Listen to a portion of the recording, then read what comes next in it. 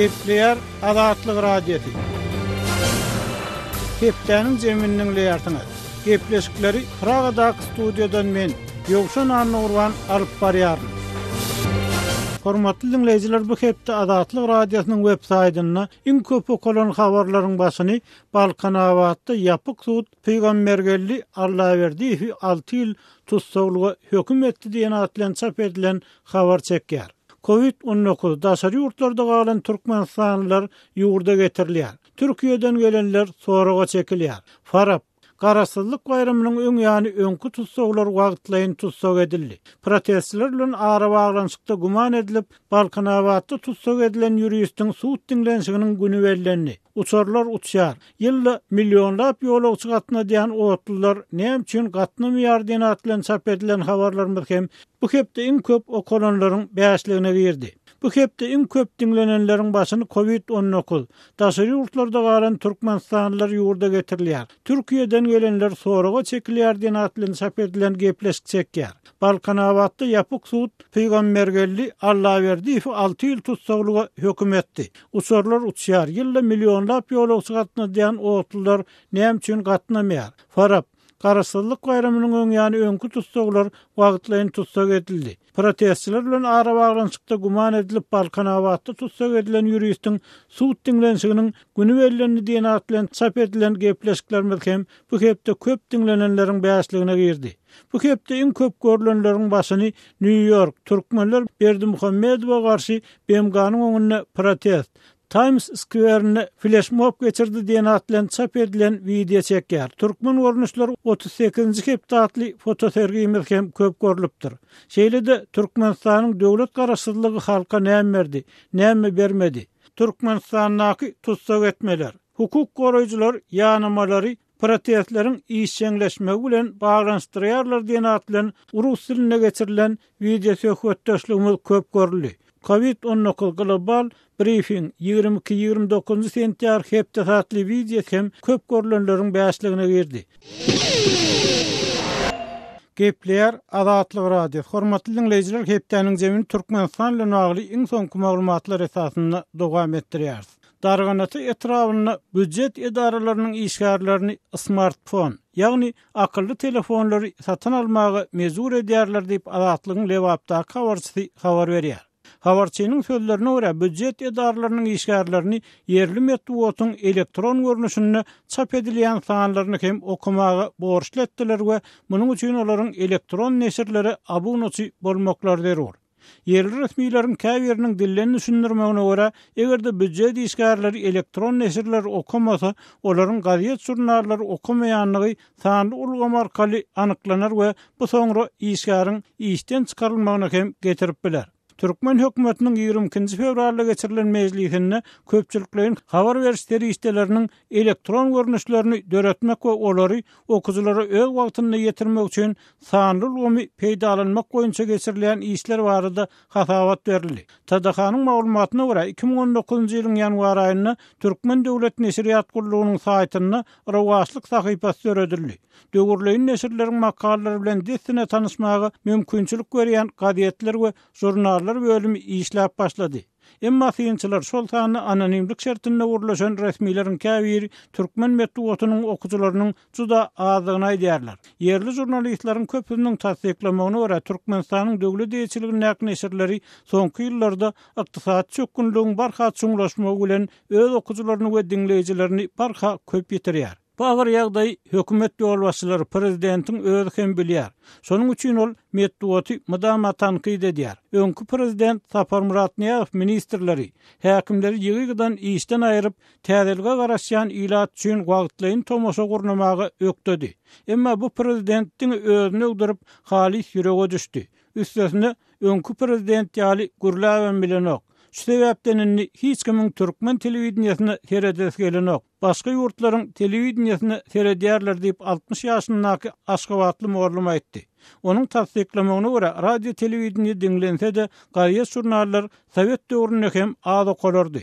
Aşgabatlylar täzelik üçin şäher gazetini ýazylardylar. Owalarda gazetler esasan nahar ilenni, kagız saça kökmünni, şeýle-de hajathanada ulanardylar. Edebiyat we sunwat ýaş kommunist gazetler açıçanlyk ýyllaryny biraz meşhur boldy. Emma soň bu ýagda üýtgedi. Hemme neşirde şol urdatlar gaýtalanýar diýip adynyň aýdylmalygyny soran pedagog azatlygyň habarçysyny gurrun berdi. Yerli synçylar we jurnalistler türkmen medeniýetiniň muştoklarynyň adylmagyny öz sözleri bilen aýtsak, ýuwan we halis lenji çykarlan propaganda bilen düşünýärler. Yerli medeniýetiň awraýyny keltmek üçin ilkinji nowatda senzuranyň aýrylmalygyny, jurnalistlere problemalar bardy ýazmak, gepleşip gurnamak mümkinçiligini bermeligini aýdýarlar. Emma Gurbanuly Berdimuhammedow başga pikirde. Ol soňky döwürde üstünlükleri beýan etmek talap bilen birlikde döwürlüğün nesirleri ýaýratmakda internetiň we döwrewap sanly teknologiýalaryň mümkinçiliklerini netijeli ulanmak meselesini hem gozgady. Prezidentiň pikirçe köpçüliklerin habar berişleri işlerinin çalasyny işlemegi we ýaýrawynyň giň bolmagy olaryň üstünlüğiniň we meşhurlugynyň gereği bolup durýar. Elbette, işten kogmak kaýwaty bilen büdjet edarlarynyň işgärlerini akylly telefon satyn almagy da, döwürleýän medeniýeti elektron abunasy bolmagy hem mezur edip bolar. Ýöne bir türkmen neşirleriniň okujasyny köpeltmez diýip 45 ýaşyndaky medeniýet işgär azatlyk bilen anonimlik şertini eden gurrunyny aýtdy. Şol wagtda azatlygyň habarçysy bilen gürleşen budjet işgärleri her türkmen medeniýetini elektron abunasy bolmak üçin ne tehnik şertleriň ne de bilim düşünjäniň bardygyny aýtdylar. Berk basyş aslynda saklanýan budjet işgärlerini kompýuter, akylly telefonlar ulanmak enlikleri taýýarlygy ýeterlik däl. Olaryň köpüsi bu zatlary eline alyp hem görmedik adamlar. Üstesine egerde iPhone aljak bolsalar 2 ýyl işläp alan aýlyklar hem ýetjek gelip darganaty budjet işgärleriniň biri habarça gurrun berdi. Bir iPhone telefonunyň bahasy 30 000 manat. Iň arzan Samsung telefony 10 000 manat bahalanýar. Ortasy 800 manat aýlyk alýan budjet işgärlerinden akylly telefon satyn almagy talap etmek akıla sığmaýar diýip ol aýtdy we raýatlaryň köpüsiniň 2010-njy ýyl alan ýöneköý telefonlaryny hem zordan pul süýçürip ulanýanlyklaryny gurrun berdi. Şu aralykda döwlet başçysyny senagat we guruluşyk önümçiligi ministri Serdar Berdimuhammedow elektron senagatyny ösdürmek gabatda edýän işleri bilen tanyşyp, ýurtda öndürilýän gaýdylan smart telewizora, älim, kompýutere, şogly telefonlara milli we körpe diýip ad takdy. Ýöne budjet işgärleriniň akylly telefonlary satyn almagy borçlandyrylmagynyň ýurtda öndürilýän gaýdylýan akylly telefonlar bilen baglanyşynyň bardygy ýokdugy anyk däl. Hormatly dinleyijiler, hepdäniň jemini raýat aktivisti, odalky diplomat Nur Muhammed Hanan bilen söhbetdeşlik esasynda dowam etdirýär. Söhbetdeşligiň temasy Türkmenistanyň ýaşly adamlaryň, gartaşan adamlaryň durmuş ýaşaýyş şertleri barady. Habarlardan ma'lum bolýaly, birinji oktýabrda halkara derejesinde ýaşly adamlaryň halkara güni bellenip geçirildi. Şu gün bilen baglykda Türkmenistanyň prezidenti Gurbanuly Berdimuhammedow hem türkmen medeniýetini ýaşly nesli öz gutlugyny çap etdi. Ol gutlugda Türkmenistanyň raýatlaryň şol sanyny ýaşullaryň ýaşaýyş durmuş şertleriniň düýpli gowlandyrylýanyny gaýdylýar. Dogrudan Türkmenistanyň ýaşullaryň durmuş ýaşaýyş şertleri gowmy. Nur Muhammed ağa sizde nähili maglumatlar bar? Türkmenistanyň ýaşullar häzirki pandemiýa şertlerini nähili ýaşaýarlar? Ýowşun Berdimuhammedow aýtýan sözlerini dinleseň hakykatdan hem Türkmenistanyň hemme zat gulala boldy. Ýaşullaryň durmuşam şon ýaly. Ýöne hakykat bar ahyry. Meselem, inha pensiýan alyp görsek. Pensiýan hakykat näçedigini tapmak kyn. Ýöne Ukraina statistikleri beripdir. Şu geçen ýylky pensiýan muktary Türkmenistanyň $93 diýip. Ýöne ony $93 diýilýär. Ol hakikat kursu bilen alanda. Hakikat kursu Türkmenistanyň $3,000. Bazar kursu bilen alyp görsek $93 ýanky $14 gelýär. $14 şunki koronavirus ýagdaýy bilen hemme döwletden garagatnaşyklary doly bolmasa da epeslik kesilen, şoň üçin kesilenne iň bolman ýurtdaşynyň gelýän bir topar iýmitler hem azalýa, azallygyň bahasy galýa. Pensiýan gara bazar bilen deňeşdirende $14 gelse, başga söýdem gerek däl. Ýagdaýy gowlaşýarmy, elbetde şämi. Ondan özüňiz pikir edip göräýin. şun ýaly ýagdaýda ýaşullyk durmuşy nähil gowulaşdym. O gitdiçe beterleşýär agaýta. Iň bolmany şu pensiýasem deňeşdireňde 10 ýyllyk mundan öňki pensiýa bilen şuňky pensiýaň hemme ýerde ýokary galýan bolsa Türkmenistanda pese düşýär. Inni Nur Muhammed ağa, eger birazcık ýa seretsek, Saparmurat Niýaz döwründe bir topar adamyň pensiýasy ýatyrly ýa-da adaldyrly. Bu ýagdaý onlarça adamyň ölmegine sebäp boldy diýip şol wagt bize gelip gowsan maglumatlarda aýdylýar. Ýöne elbetde resmi maglumat ýok, resmi tasdiklama ýok. Emma Gurbanuly Berdimuhammedow häkimiýet başyna geçen soň şo öň pensiýa almadyk adamlara hem iň az derejede hem bolsa pensiýa bermek kararyna geldi. Bu ýagdaý bolsa şol wagt aýdylmagyna görä şo iň az pensiýa alanlaryň hem $20 möçörüne pul alyp bilýänligini görkezýär. Emma soňu bilen ýurtda ykdysady krizisiň çuňlaşmagy bilen ýaşullaryň ýagdaýynyň hassa yaramallaşanyny aýdylýar. 2015-nji ýyldaky maglumatlara görä şo öňki Sowet respublikalarynyň arasynda türkmenistanlylar iň az möçörde pensiýa alýan adamlar bolup çykdy. Şonuň bilen bir wagtda Türkmenistanyň ýaşullar maslahatlaryna ýaşullar adamlaryň elleriniň uzadan ýerine ýetýänligini, ýaşaýyşyň gowulananyny aýtdylar. Olar Saparmurat Niýaz döwrüne girdilen ýeňilliklerin ýatyrylmagyny teklip etdiler. Indi şu ýagdaý bilen baglykda näme aýdyp bilersiňiz? Ýaşullar bir tarapdan gaty kösenýän ýaly, ikinji tarapdan ýaşullar durmuşyň gowulananyny aýdýarlar. Hakykatdan hem Niýazow döwrüne pensiýalar ýatyrly diýsem ýalňyş bolmaz. Hemmeti ýatyrylmasa da berilýän möçür gaty az. Şoň üçin Berdimuhammedow prezident bolandan soň şo ýanky pensiýany täzeden bermeli etdi pensiýaleri. Onuň käbir reformlary edip şonu hakykatdan hem degeni uradyk bu täze reformator geldi. Ýöne şu döwrü bilen şuňky döwrü deňeşdirip görsek, o reformalar düýş bolup galdy. Görýäňiz, men ýa-ni aýtdym, şu döwürde ýanky pensiýaň mukdaryny soňky şu mahalky hem merjesiýan ortada bir ýerde peselýär. Onuň hakykatdan hem ýanky Niýazow döwrüne mut berilýän gaz, suw, elektrik, bular mut bolanyny ol ýanky maşgala üçin, ýaşullar üçin uly kömekdi. Inni onam kesseň, buňky agyr ýagdaýym göýüňne tutsaň, şu zatlar deňeşdirip göreňde ol sen 50 ýaşaýdaý ýaşullyň durmuşy gowlaşdy diýip. Diňe ýaşullyň däl, umumy ähli halkyň ýagdaýy durmuşy gaty agyr öne geldi. Nur Muhammed ağa, inni türkmençilikde ýaşullaryň öz çagalary bilen bir öýde, bir hojalykda ýaşaýanyny gaýdylýar. Bu bolsa ýurtdaky işsizlik ýagdaýyna ýaşullaryň öz pensiýalarynyň özlerine ýetmezligine sebäp bolýar. Sebäbi ýaşullar öz pensiýalaryny maşgaladaky ýaş çagalary bilen paýlaşmaly bolýarlar. Olaryň aç kalmagyna döl gelip bilmeýärler, özleri ýarym aç ýaşaýarlar diýen maglumatlar gelip gowşýar. Şu ýagdaý barada size maglumatdan dogrudan bir ullukan mesele mi? Hakykatdan hem birde gelýän maglumat şonu ýaly. Näme üçin diýsem, hakykatdan hem Türkmenistanyň däp desturu boýunça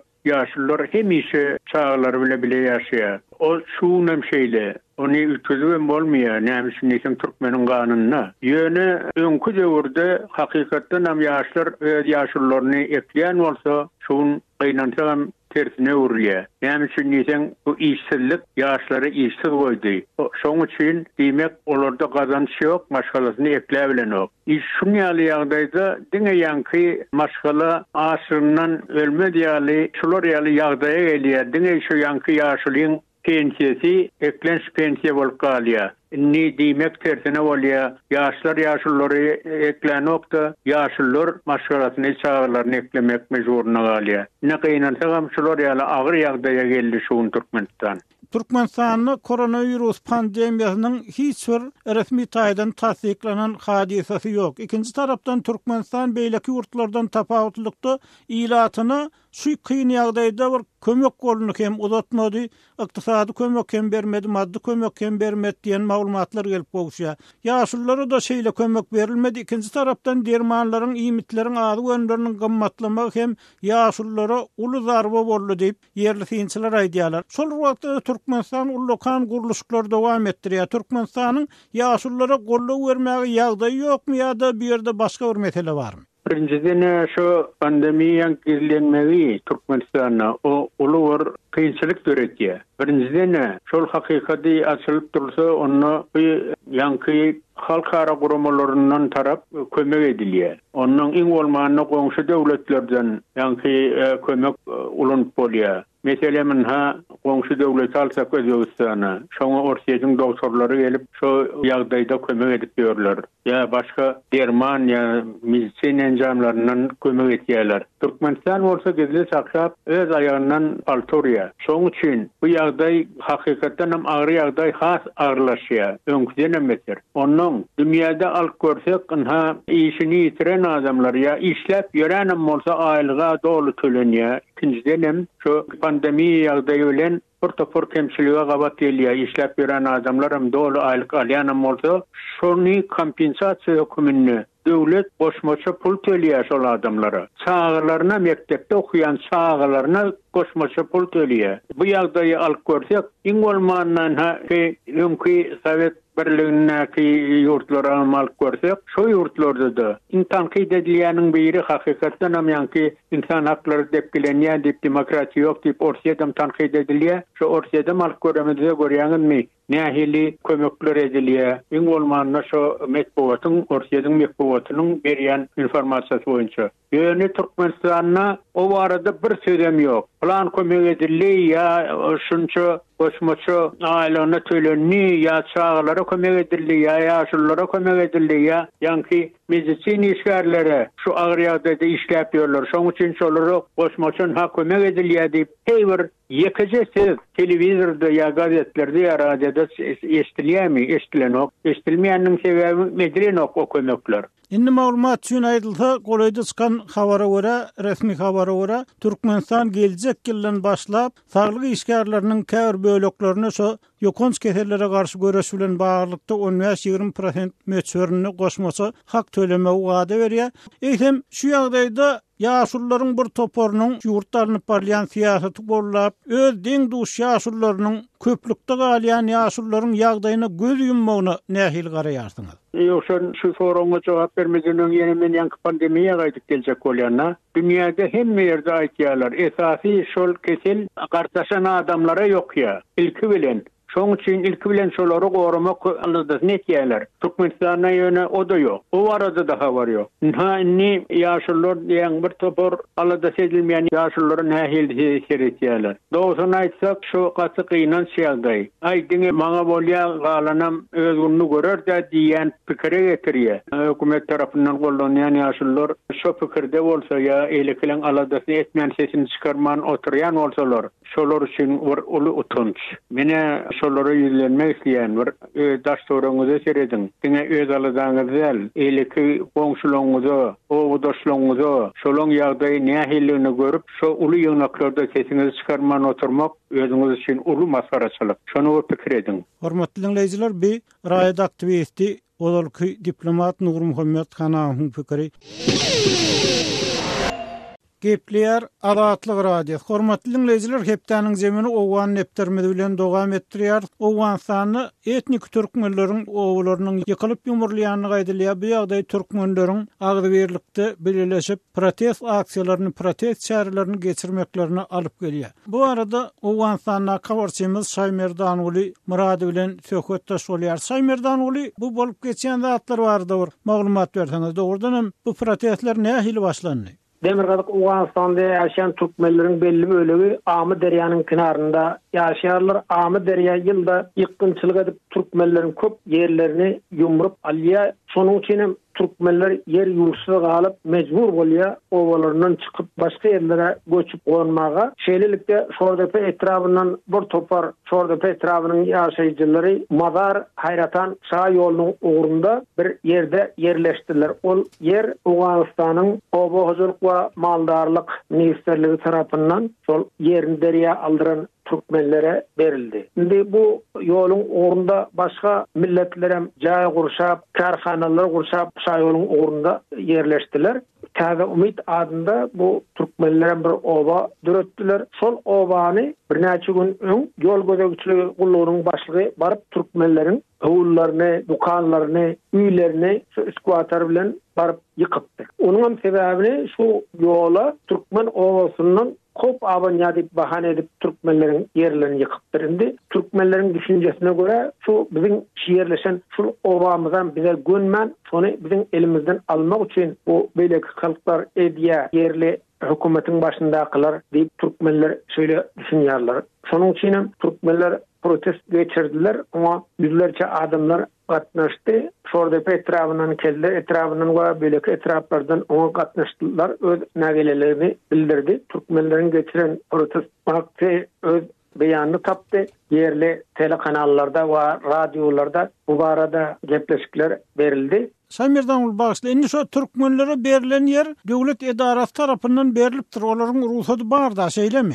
Awa hükümet tarafından berildi. Olan ruhsatı var. Şol Awastan Awazlyk ministerligi olar yerimizi aldırdık. Mana derya bilen yerimizi aldı. Yersiz yursuz kaldık. Biz nire baral dipten arz edip yüzlense şol yeri beripdirler. Mana siz yerde oturup onların sonun hatam var. Yer ihtiyarnamam sonuna hat berilen hükümet tarafından şoňa garamazdan bular sizin şoňa kabalağınız yok. Yani şoňa senediniz yok. Elinizde deyip söyleyip bahane bilen onların yerini yıkıp yumurdu. Çünkü Türkmenlerde bir güç yok, bir ellerinde yarak yok. Başka halklarda o hemmesi elleri yaraklı. Samirdan indi bir Türkmenlerin düşünürüşleri ya da Türkmenlerin ýagdaýy düşünüşleri diýelim. Indi bir obany yıkan resmilerin eline nähil tutarka ya nähil dokument taşo obadan howp awanyanlygy hakynda ya da hökümetden olar ihtiyar alypdyrmy obany yıkmak hakynda ya öz meýillerine görä baryp yıkyp bilýärlermi resmiler şeýle yıkmaly şunu şeýle karara geldik diýip öz başda karar alyp bilýärlermi ya bir nähil resmileşdirilýärmi? Eger şol yıkılmalı bolsa hükümet tarafından doğrudan hem şoňa karar berilen bolsa oňa bir näçe idaraların şoňa gatnaşmasy gerek. Prokuraturadan we beýleki ýokary suddan ya başga idaralardan milli howpsuzlykdan bir ençe idaraların oňa gatnaşmasy gerek. Türkmenlere mana şunu ýykjak, mana şu bir kanuna laýykda sizin eden işiniz diýip onu aýtmasy gerek. Şonu hem aýdyp bilen ýokda yerli häkimetler.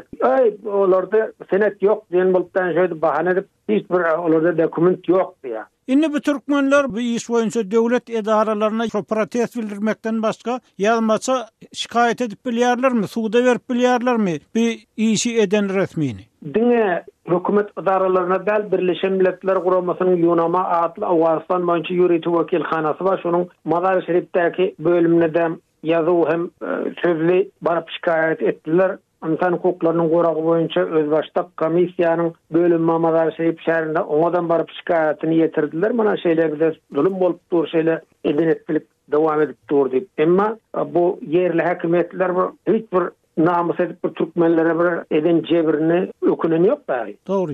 Indi bir beýleki Türkmenler öýleri ya owalar yıkılmadık Türkmenler şu owalar yıkılan Türkmenlere haýsyrır gollap ulýarlarmy, raýdaşlyk gorkoýarlarmy? Geldiler hem Türkmenler toplanıp başka vilayetlerden Türkmenler onların yanına geldiler. Şu protestodam katnaşdylar. Türkmenler onlara kömek etdiler, nan çörek kömek etdiler we kul kömegine etdiler. Mana siz şu ýygnak geçirilen ýygnak protestde o taýda nan çöregem berildi de halka. Şonam başka vilayetlerde ýaşayan Türkmenler toplap onlara yardım etdi. Şeýlemem onlar protest geçirdiler. Ona hökümet resmilerinin hem käbirleri katnaşdy. Şol Türkmenlerin geçirilen protestine. Misal üçin Awganystanyň milli howpsuzlyk gullugynyň Mazar Şerifdäki bölüminiň başlygy hem şoňa gatnaşdy. Türkmenleri himayet edip hem medeni jemgyýetleriň wekilleri hem gatnaşdy. Türkmenleriň şu protestine. Türkmenler hakykatdan Türkmenlere jefa boldy. Biz oňa garşy Türkmenleriň hakyna jefa bolmasyn. Bu Türkmenleriň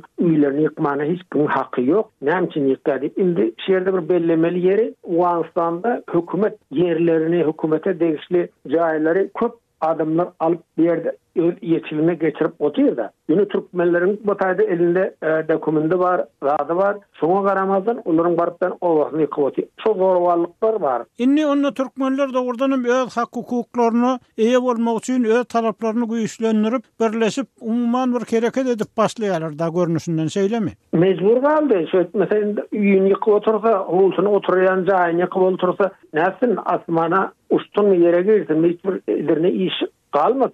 Mecbur oldu. Son protest geçirmeyene mecbur kalıp protest geçirip otururlar. Inde protestini devam ettirecekler. Eğer 3 günün içinde hükümet şuna yerli hakimiyetler o cevap vermese onda biz bu mazar hayratan şa yolunu kesecek. şonu yapacakdyk türkmenler haybat atyp durady. Saýmerdan belki geljekde de bu wakaň dowamyna ösüşüne sine dert beren maglumatyň üçin köp sag bol hormatly dinleýijiler. Şunuň bilen Hepdeniň zeminiň nobatdaky sanyny geçirip gotarýar. Gepleşiklerimizi dinläniňiz üçin köp sag bolun. Azatlygyň tolkunlaryndan aýrylmaň.